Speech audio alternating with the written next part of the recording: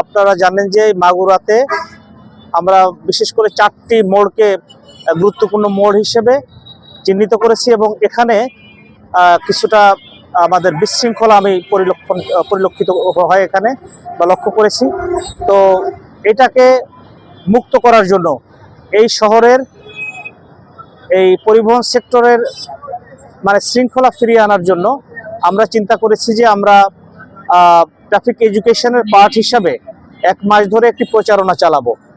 আমরা লিফলেট বিতরণ করব এবং ট্রাফিকের সাথে সংশ্লিষ্ট যারা গাড়ির চালক, তারপরে আমার যারা পরিবহন সেক্টরের নেতৃবৃন্দ আছেন, আমাদের সম্মানিত সাংবাদিকবৃন্দ আছেন, আমাদের পুলিশ সদস্য আছেন এবং এই যারা রাস্তার পার্শ্ববর্তী ব্যবসায়ী আছেন, তাদের সাথে আমরা কথা বলে তাদেরকে বুঝিয়ে যে কি করলে আমাদের এই ট্রাফিকের যে যানজটের সৃষ্টি হয় এটি নিরসন করা যায়, স্মুথ ট্রান্সপোর্টেশনটা নিশ্চিত করা যায় এবং এই পরিবহন সেক্টরে শৃঙ্খলা ফিরিয়ে আনা যায় সে বিষয়ে তাদের সাথে মত বিনিময় করলাম, তাদেরকে পরামর্শ দিলাম, নির্দেশনা দিলাম এবং আমরা এটি অব্যাহত রাখবো 1 মাস ধরে। তো এই পরিকল্পনার অংশ হিসেবে আমাদের আজকের এই অভিযান।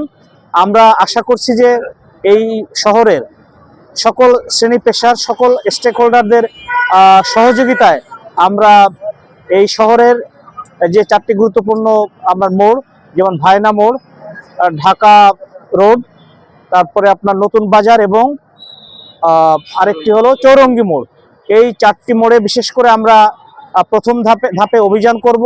অভিযান এবং পাশাপাশি মানুষকে প্রশিক্ষিত করা, এডুকেট করা, তাদেরকে ট্রাফিকের জ্ঞানটা দেওয়া, সচেতন করা, এটুকু করে এরপরেও যদি তারা আমাদের পরামর্শ, আমাদের নির্দেশনাগুলো মানতে ব্যর্থ হয়, সেক্ষেত্রে আমরা আইনের প্রয়োগ করতে যাব।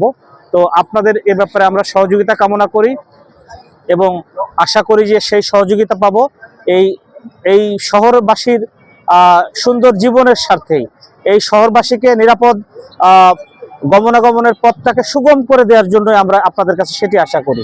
তো আমরা আমাদের এটি অব্যাহত রাখবো।